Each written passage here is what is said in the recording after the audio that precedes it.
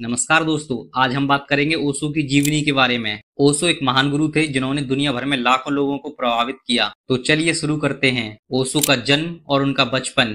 11 दिसंबर 1931 को भारत के एक छोटे से गांव कुचवाड़ा में जन्मे ओशो एक कपड़ा व्यापारी के बेटे थे और उनका असली नाम चंद्रमोहन जैन था। ओशो के बचपन में ही उन्हें आध्यात्मिक अनुभव होने लगे थे। और अब बात करते हैं ओशो की शिक्षा एंड आध्यात्मिक ज्ञान की यात्रा। उन्होंने फिलॉसफी में 1956 में एमए किया और 1957 में रायपुर विश्वविद्यालय में वो फिलॉसफी के टीचर हो गए।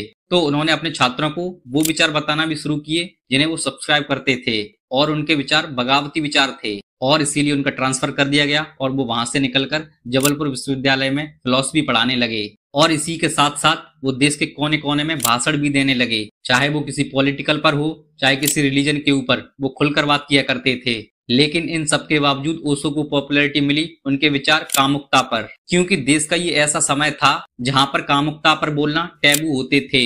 लेकिन उस समय पर ओशो कामुकता पर खुलकर विचार रखते थे। जब धीरे धीरे पॉपुलैरिटी बढ़ती गई तब ओशो ने पुणे में रजनीश आश्रम की स्थापना की और वो वहां प्रवचन देने लगे और बहुत सारी थेरेपीज और इनकॉपरेटिव मेथड्स को प्रैक्टिस करना शुरू किया। और इन सब प्रैक्टिस को वो इंसान की स्पिरिचुअल पोटेंशियल को लिफ्ट करने का तरीका मानते थे। और इन्हीं प्रैक्टिस में से एक प्रैक्टिस थी लिबरलाइज सेक्स, यानी आश्रम के लोग किसी के साथ भी सेक्सुअल एक्टिविटीज में इन्वॉल्व हो सकते थे। और इसी प्रैक्टिस के चलते ओशो के आश्रम पर बहुत सारे एलिगेशंस लगने लगे, जैसे फोर्सफुली किसी भी वुमेन के साथ सेक्सुअल एक्टिविटी करना और रेप। और यहाँ तक बताया जाता है कि बहुत सारे लोगों को सेक्सुअली ट्रांसमिटेड डिजीज हो गई थी। और इसी के साथ कंट्रोवर्सी बढ़ती गई और ओशो को इंडिया में रहना बहुत ज्यादा मुश्किल हो गया। और इन सब चीजों से छुटकारा पाने के लिए ओशो ने अमेरिका जाने का डिसीजन लिया और 1980 में ओशो अमेरिका चले गए और वहां जाकर उन्होंने रजनीशपुरम शहर की स्थापना की। और देखते ही देखते अमेरिका में ओशो की पॉपुलैरिटी इंडिया से भी ज्यादा हो गई। जब ये अमेरिकन गवर्नमेंट को पता चला